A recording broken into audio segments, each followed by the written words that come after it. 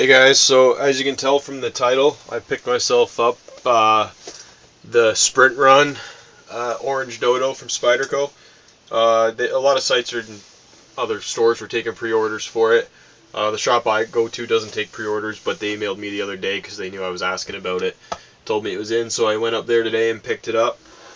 This is just going to be my first impressions, not a review. I'm going to try to keep it pretty quick overall. So here's the blade. I've already been playing with it a little bit. So yeah, Orange Dodo. You guys can look up the specs and everything. I'm not going to talk about any of that. I'm just going to say I don't know what it is about Spyderco's and their Colorado manufactured blades, but a lot of them are pretty bad in terms of kind of like the grind and edge geometry and things like that. So I went there to pick this up, and I got them to pull out three blades, three of these, and I look at each one to try to find the best one. And this was the best one out of the three that I found, but there's still some imperfections in it, and they're hard to pick up on camera.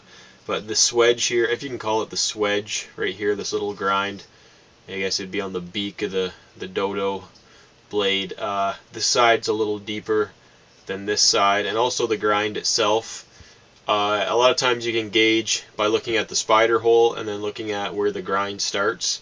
You can see on this side, I'm not going to measure with a ruler, but you can tell how big the gap is there.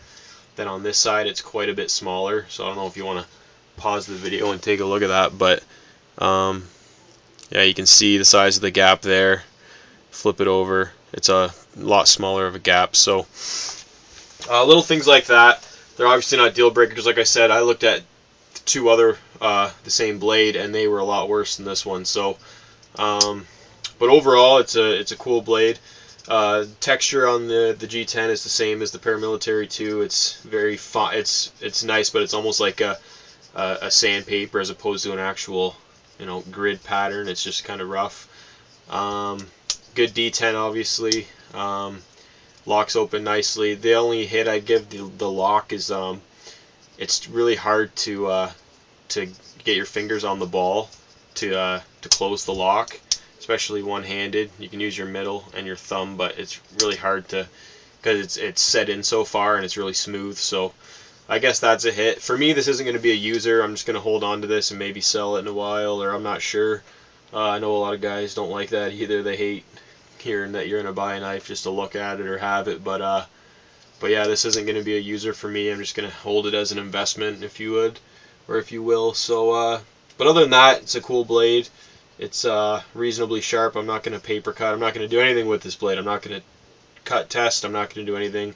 I'm just going to show you guys it on the camera and put it away. So yeah, other than that, really good tolerances on the on all the I guess you'd call this like kind of a, I don't know, like a spacer or whatever you want to call it.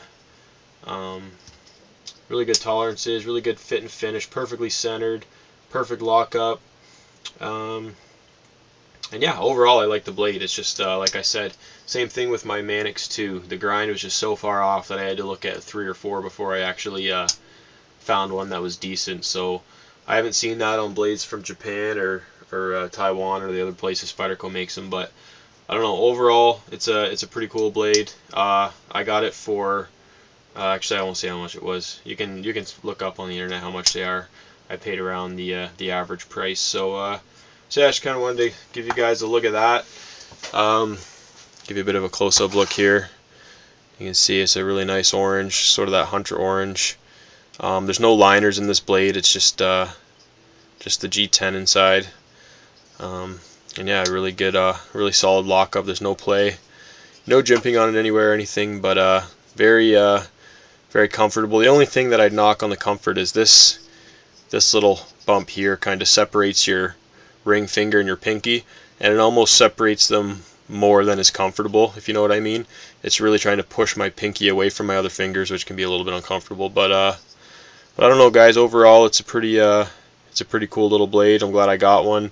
I think these ones are limited to 1,000. I know some sprint runs are 600. I think this one has 1,000. So yeah, that's my first impressions. Leave any comments. If you have any questions, let me know. And thanks for watching, guys.